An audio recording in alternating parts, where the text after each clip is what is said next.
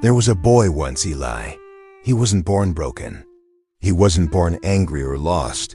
No, he started off the same as anyone.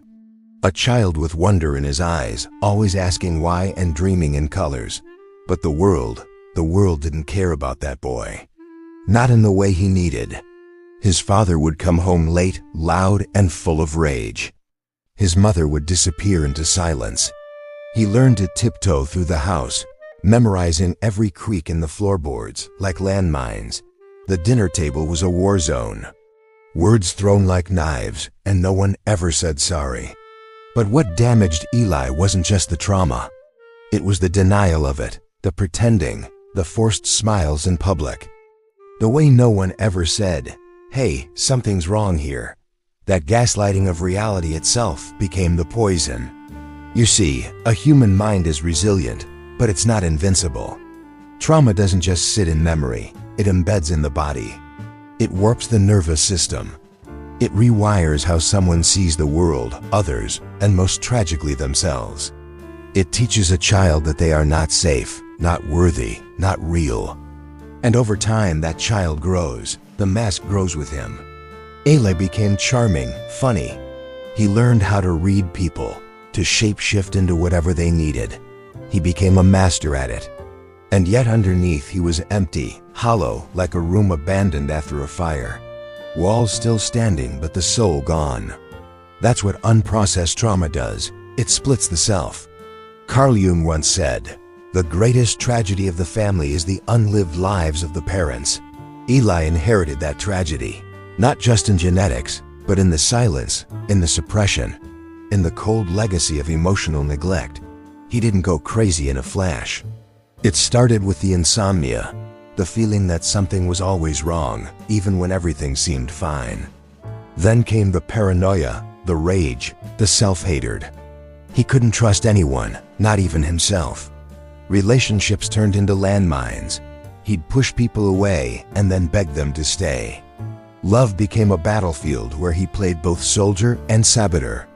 He tried therapy once, told the therapist he couldn't feel anything anymore, that his dreams didn't make sense, that sometimes he would look in the mirror and not recognize the man staring back. They told him it was anxiety, depression. But labels couldn't touch the real monster, the buried pain he never learned to speak. Because when trauma is ignored, it doesn't disappear. It hides, it fears, it waits, and one day it comes out. Maybe in a breakdown, maybe in addiction, maybe in the sudden silence of someone who used to laugh the loudest. Eli began talking to himself. Not just random thoughts, but conversations, arguments, screams. He'd walk past mirrors without blinking. He started carrying a notebook, scribbling thoughts that made no sense to anyone else. Friends said he changed. But the truth, he was always like this. He just ran out of energy to hide it. That's what no one tells you about going crazy. It's not madness, it's exhaustion. It's the soul giving up the performance. When a person has spent their whole life suppressing their wounds, their fears, their trauma, eventually the psyche fractures because the human mind is not a machine. It's a fragile tapestry of memories, emotions, beliefs, and meaning. When too much of that tapestry is soaked in pain and silence, it begins to tear. Eli started believing the voices, started seeing symbols in places that made no sense. He called it patterns. He thought the universe was speaking to him directly, not metaphorically, literally. Every radio ad, every glance from a stranger, every flicker of light in a hallway became a message. What was really happening? His mind, starved of order, was creating meaning in the chaos. It was trying to make sense of what had never been resolved. That's the cruel trick of unresolved trauma. It doesn't let you rest. It doesn't let you forget. It disguises itself as anxiety, anger, even mystical insight. But behind all of it is a child screaming, "Please notice me. Save me, help me." But by then, it's too late. Because the world doesn't understand madness. It fears it. It turns it into a spectacle. And Eli, like so many others, became another cautionary tale. Another statistic, another what went wrong. He didn't go crazy because he was weak. He went crazy because he was strong for too long. Some call it madness, but Keong had another word for it: individuation. The process of becoming whole by facing the dark, chaotic parts of the self. But for someone like Eli, it didn't feel noble. It felt like drowning, like being pulled into the depths of something ancient and terrifying. Something that didn't speak in words, but symbols, fragments, screams behind closed doors. Because here's the truth: you don't just lose your mind one day.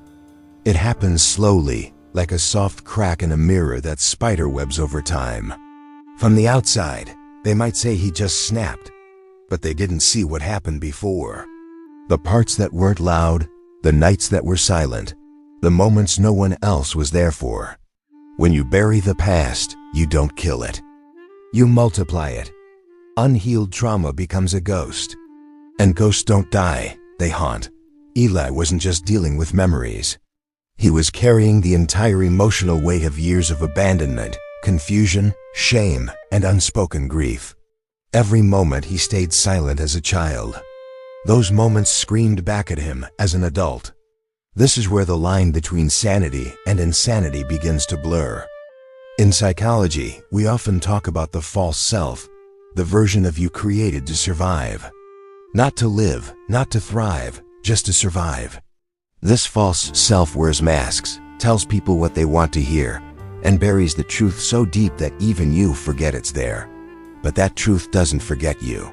One day, the mask cracks. The persona can't hold the weight anymore. And when it shatters, what's left? Just the shadow. The side you never wanted to meet. The rage you said wasn't yours. The grief you claimed didn't matter. The voice inside you that whispered, you were never loved the way you needed to be. This is what going crazy really is.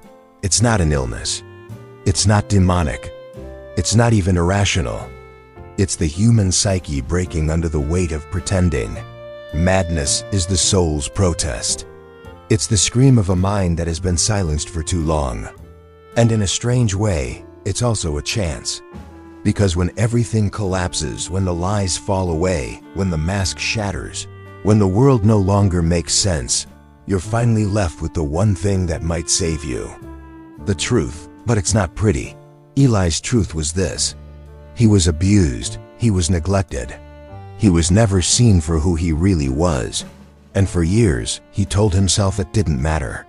But it did. It always did. Carl Jung believed that healing begins when the unconscious is made conscious. That the very act of looking at your darkness, not running from it, is the beginning of redemption.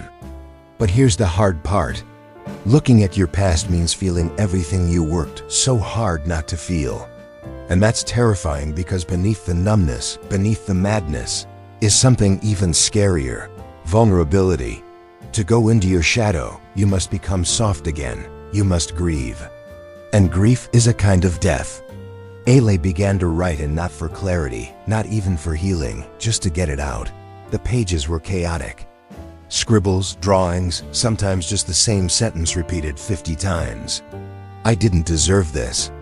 That sentence changed him, not because it gave him peace, but because it gave him permission. Permission to finally be angry, to be sad, to feel. And in that he found something he hadn't touched in years: hope. Healing doesn't begin with motivation or a positive mindset. It begins with honesty, and honesty begins in pain. Eli began therapy again, but this time he didn't try to be impressive. He didn't try to be smart or spiritual. He just wept for everything: for the child who grew up too fast, for the adult who never felt safe, for the madness that made sense once he stopped running from it. He wasn't cured, but he wasn't lost anymore. He learned that madness was never the enemy. It was a message, a cry for attention from the parts of himself that had been locked away. And when he finally opened the door, those parts didn't attack him. They thanked him because now he was finally listening. If you've ever felt like you're going crazy, if the world feels too loud and you feel too broken, know this: you're not broken. You're buried. And healing is not becoming someone new. It's remembering who you were before the pain taught you to forget. How do you begin? Start with silence. Not the numb silence of disconnection, but the sacred silence of listening. Write, scream, walk, cry, but do it consciously. Do it without shame. Read books that go beyond symptoms. Books that dive into the unconscious. The Body Keeps the Score by Bessel van der Roek. Owning Your Own Shadow by Robert A. Johnson. The Drama of the Gifted Child by Alice Miller. Man and His Symbols by Carl Jung. These aren't just books, they are mirrors. They won't give you answers, but they will give you permission to ask the real questions. And most of all, don't heal to be perfect. Heal so you can be real. So you can look at the mirror and recognize the one looking back. Because the world doesn't need more masks. It needs more people who have survived their shadow and come back with light.